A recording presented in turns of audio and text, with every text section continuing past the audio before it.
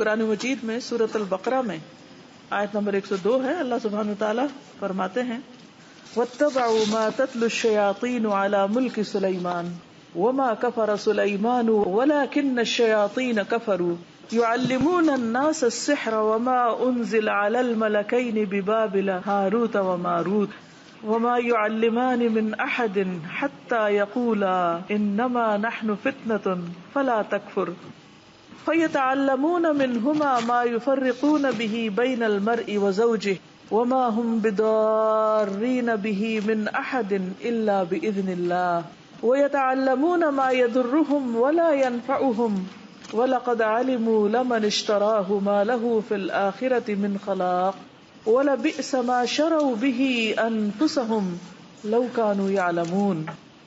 اور یہ یہود تورات کی بجائے اس چیز کے پیچھے پڑ گئے یعنی جنتر منتر کے جو سلیمان کے دور حکومت میں شیاطین پڑھا کرتے تھے. سلیمان علیہ السلام نے ایسا کفر کبھی نہیں کیا بلکہ کفر تو وہ شیطان لوگ کرتے تھے جو لوگوں کو جادو سکھاتے تھے.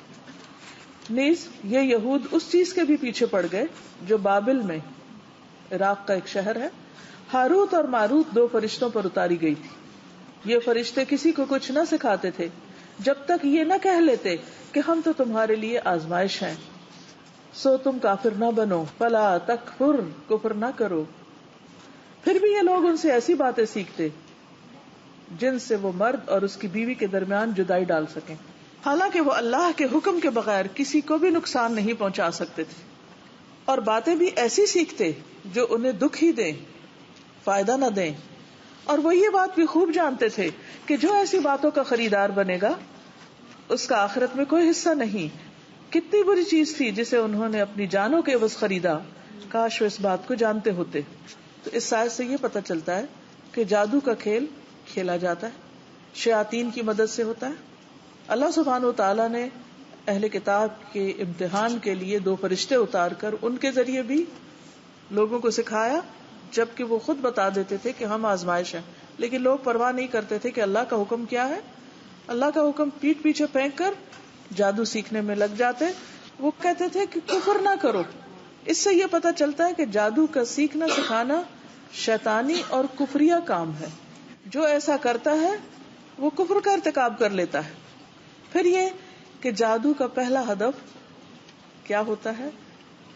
شوہر بیوی کے درمیان جدائی ڈالنا. لیکن یاد رکھیے کہ جب تک اللہ نہ چاہے ایسے کوئی کر نہیں سکتا. اور آیت کے آخر سے یہ بھی پتہ چلتا ہے کہ جادو کا سیکھنا اور سکھانا سراسر نقصان کا باعث ہے نفع کا باعث نہیں. انسان اس کے بدلے میں اپنی جان کو بیچ ڈالتا ہے یعنی ہمیشہ کے لیے جہنم کا خریدار بن جاتا ہے. اپنی آخرت برباد کر کے دوسروں کی دنیا خراب کرتا ہے. تو کتنا مہنگا سودا ہے جو وہ کر رہا ہوتا ہے. یہود کے ہاں جادو مشہور تھا. نبی صلی اللہ علیہ وسلم پر بھی انہوں نے ہی کیا تھا. اللہ سبحانہ وتعالیٰ قرآن مجید میں فرماتے ہیں سورۃ النساء آیت 51 میں أَلَمْ تَرَ إِلَى الَّذِينَ أُوتُوا نَصِيبًا مِنَ الْكِتَابِ يُؤْمِنُونَ بِالْجِبْتِ وَالطَّاغُوتِ کیا تم نے ان لوگوں کی حالت پر بھی غور کیا جنہیں کتاب کا کچھ علم دیا گیا وہ جادو اور شیطان پر ایمان رکھتے ہیں. یؤمنون بالجبت والطاغوت کہ وہ ایسی خرافات کے پیچھے ایک طرف کتاب کا علم رکھتے ہیں اور دوسری طرف یہ خرافات کرتے ہیں. تو اس لیے آج کے دور میں مسلمانوں کے اندر بھی ان کے اتباع میں یہی عادت آ گئی کہ بہت سے دیندار حضرات جو کہ بہت نیکی کا کام بھی کرتے ہیں اور نماز روزہ بھی کرتے ہیں اور شرعی حلیہ بھی بنا رکھا ہوتا ہے لیکن اس کے ساتھ ساتھ ایسے عملیات بھی کر رہے ہوتے ہیں. تو اس سے پرہیز کرنے کی ضرورت ہے, اس سے بچنے کی ضرورت ہے. کیوں؟ اس لیے کہ نبی صلی اللہ علیہ وسلم نے فرمایا جادو کرنے اور کروانے والے کا آپ سے کوئی تعلق نہیں. آپ نے اپنی امت سے اس کو خارج قرار دیا. فرمایا لیس منا من سحر او سحر له, سلسلۃ الاحادیث صحیح ہے. رسول اللہ صلی اللہ علیہ وسلم نے فرمایا جادو کرنے اور کروانے والا, کرنے یعنی خود جو عامل ہے اور کروانے والا جس کے لیے عمل ہو رہا ہے, یعنی جو شخص گیا ہے کسی جادوگر کے پاس اس کا ہم سے کوئی تعلق نہیں, وہ ہم میں سے نہیں. لیس منا یعنی امت مسلمہ کے شعار میں سے یہ بات نہیں ہے. انتہائی نقصان دہ چیز ہے, یہ مسلمان کی پہچان نہیں.